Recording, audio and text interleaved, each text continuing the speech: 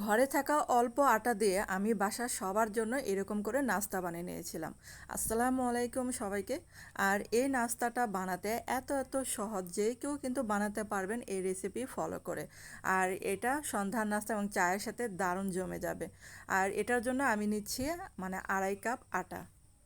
আর বন্ধুরা যারা আজকে আমার চ্যানেলে নতুন ভিডিও দেখছো কিন্তু এখনও আমার চ্যানেলটাকে সাবস্ক্রাইব করনি তাদের কাছে প্লিজ অনুরোধ রইল চ্যানেলটাকে সাবস্ক্রাইব করে পাশে থাকতে পারো। আর এখানে স্বাদ মতো লবণ দিলাম, তারপরে যে 1.5 চা চামচ দিলাম ইস্ট, আর এই যে 1 চা চামচ দিলাম চিনি, আর এই যে কিছুটা এই যে মানে পাকা মরিচ যেটা সেটা কুচি করে দিলাম যেহেতু ঝাল বান। আর এই যে আমার ফ্রোজেন করা গাজর ছিল সেটা দিলাম, তারপরে একটা ডিম দিয়ে দিলাম। আর এখন এই যে 1 চা চামচ গুঁড়া দুধ দিলাম, এটা অপশনাল, এটা দিতেও পারেন আবার মন না চাইলে দিবেন না যদি না থাকে। তারপর এখানে কুসুম গরম পানিতে একটা ডো তৈরি করে নিচ্ছি। আর আমার কাছে এর থেকে সহজ আর নাস্তাই হয় না, এত সহজ এই নাস্তাটা বানানোর জন্য। আর অল্প তেলে কিন্তু এই নাস্তাটা আপনারা বানাতে পারবেন। তারপর এখানে যে অল্প পরিমাণে তেল দিলাম ডোটা মাখানোর জন্য।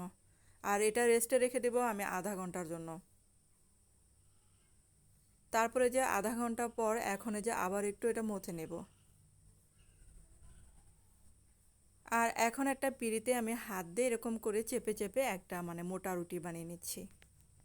বেলাবেলির কিন্তু কোনো ঝামেলা নেই, তো হাত দিয়ে কিন্তু আমি মোটা রুটিটা বানিয়ে নিলাম, কত সুন্দরভাবে দেখেন একটা মোটা রুটি হয়ে গেছে।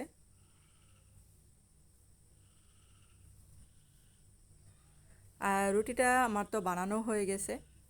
তো এখন এই যে এরকম একটা কেকের মোল্ড নিয়ে আমি কেটে নিয়েছি, আপনারা চাইলে মানে গ্লাস দিয়েও মানে স্টিলের গ্লাস যেটা সেটা দিয়েও কেটে নিতে পারেন, বা কুকি কাটার যে থাকে সেটা দিয়েও করতে পারেন। তো এভাবে কেটে নিলে আর কি সবগুলাই একই সাইজের হবে।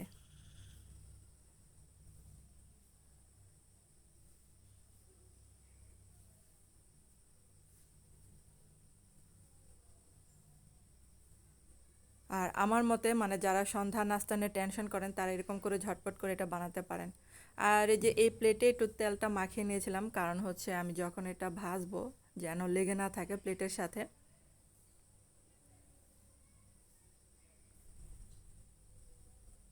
আর এই যে যখন পিঁড়ি থেকে তুলবো একটু হাত দিয়ে আবার একটু চেপে দিতে হবে।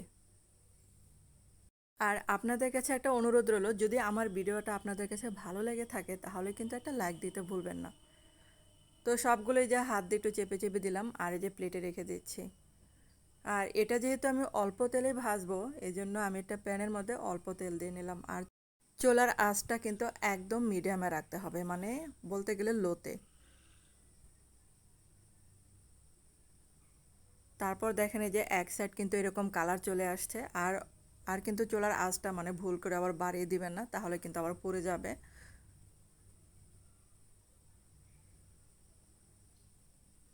আর গরম গরম এই নাস্তাটা খেতে কিন্তু অনেক মজার হয়, তো চার সাথে কিন্তু অনেক ভালো লাগবে এই নাস্তাটা।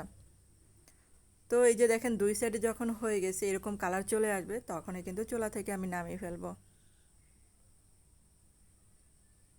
তো হয়ে গেল আমার ঝাল বান। তো আপনাদের কাছে কেমন লাগলো বন্ধুরা অবশ্যই কিন্তু কমেন্ট করে জানাতে পারেন।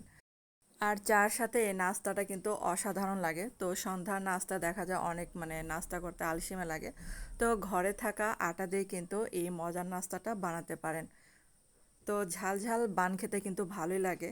আর এই যে এখন একটা ভেঙে দেখাচ্ছে আপনাদেরকে। আর এটা যে কত সফট এবং তুলতুলে হয়েছিল তো কি বলবো, অবশ্যই কিন্তু মানে বাসায় বানিয়ে দেখতে পারেন যে কতটা সফট হয় এটা। তো ধন্যবাদ সবাইকে এতক্ষণ ভিডিওটা দেখার জন্য।